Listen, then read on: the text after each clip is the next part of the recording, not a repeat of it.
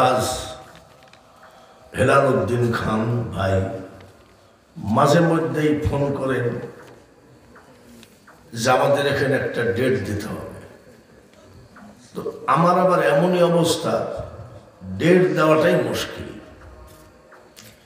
যাই হোক, তিনার ছেলে এখন বর্তমানে রাজবাড়ী জেলার, তিনি সপ্তাহে সপ্তাহে ফোন দিয়ে ডেটটা খুব কষ্ট করে বের করলাম। এই ডেটটা ছিল আমাদের কুষ্টিয়ারই একটা বাৎসরিক প্রোগ্রাম, সেখানে থাকাই লাগবে, দিলাম। তা আমার জীবনের কথা বলি না, এই সিজনে যত মাহফিল করেছি এত ছোট মাহফিল এই বছরের দেখা হয়নি, আজকে দেখলাম। জানি না কি ব্যাপার, কেন জোর করে তো আর আনা যাবে না। আল্লাহ যাকে নিয়ে আসবেন তিনি এখানে আসতে বসতে পারবেন, ঠিক কিনা? যেমন এখানে 50 কিলো দূর থেকে মোটর সাইকেল আসছে, ময়মনসিংহ ফুলবাড়ি থানা নাকি এরকম, মোটর সাইকেলে 50 কিলো দূর থেকে আসছে, আল্লাহ নিয়ে আসছেন। আমাকেও আল্লাহ নিয়ে আসছেন। অনেক বক্তাও কিন্তু আসতে পারে না, অনেক মাহফিলে দেখেছি প্রধান বক্তা আসে নাই, কোনো কারণবশত, কোনো কারণ না। আমার মওলার ইচ্ছা না হলে সে সেখানে যেতে পারবে না, এতে কোনো সন্দেহ নাই। এটা বিশ্বাস করার নামই ঈমান। নাকি আপনারা কি বলেন? এটা বিশ্বাস করার নাম কি? ঈমান। আচ্ছা, যাই হোক, লোকজন যাই আসছে সব একটু কি সামনের দিকে আগায় আসা যায় নাকি না না পিছন দিকেই চলে যাচ্ছেন সব আস্তে আস্তে? বুঝলাম, সবাই আগায় আসেন। লা ইলাহা, আসেন। লা ইলাহা, লা ইলাহা,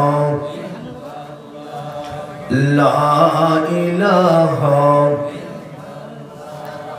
লা ইলাহা,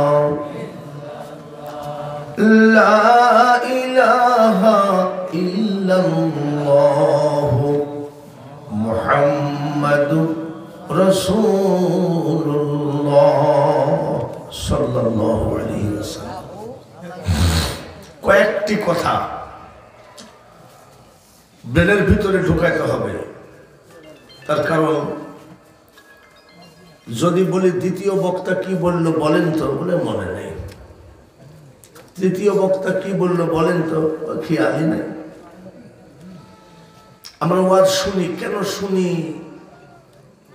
যারা শুনে তারা নিজেও জানে না যে কেন শুনে। আমাদের ওখানে মাহফিলে তবারক দেয়, ওয়াজ মাহফিল শেষ হয়ে গেলে মানুষকে তবারক দেয়। একজনকে জিজ্ঞাসা করছি, ভাই ওয়াজ মাহফিল কেমন হলো? তো বলছে তবারক খুব ফার্স্ট ক্লাস হয়েছে। তবারক কেমন হয়েছে? ওয়াজ মাহফিল কেমন হয়েছে? বলছে তবারক খুব সুন্দর হয়েছে। এই হলো আমরা মুসলমান। ও আল্লাহ তাআলা বলেন, হাক্কা তুকাতিহি ওয়ালা তামুতুন্না ইল্লা ওয়া আনতুম মুসলিমুন। কি বলছেন? প্রকৃত মুসলমান না হয়ে তুমি কবরে এসো না। বলেন তো কথাটা কার? আল্লাহ। আমি মোল্লার কথা তো না।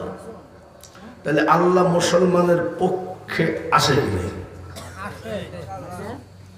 ইন্নাদ দীনা ইনদাল্লাহিল ইসলাম, এই কথাটাও আল্লাহ। ইসলাম আমার মনোনীত ধর্ম। বলুন আলহামদুলিল্লাহ। আলহাজ হেলাল উদ্দিন ভাই, ওনার আমাকে ওনার পছন্দ, ওনাকে আমি পছন্দ করি। এখন যদি বলি যে ভাই আপনার ছেলের সাথে আমার মেয়ে বিয়ে দিব, রাজি আছেন নাকি? বলে হ্যাঁ রাজি আছি। সে বরযাত্রী কতজন যাবে? 60 জন। আমি এদিকে খাবার প্যান্ডেল কমপ্লিট করে নিয়ে বসে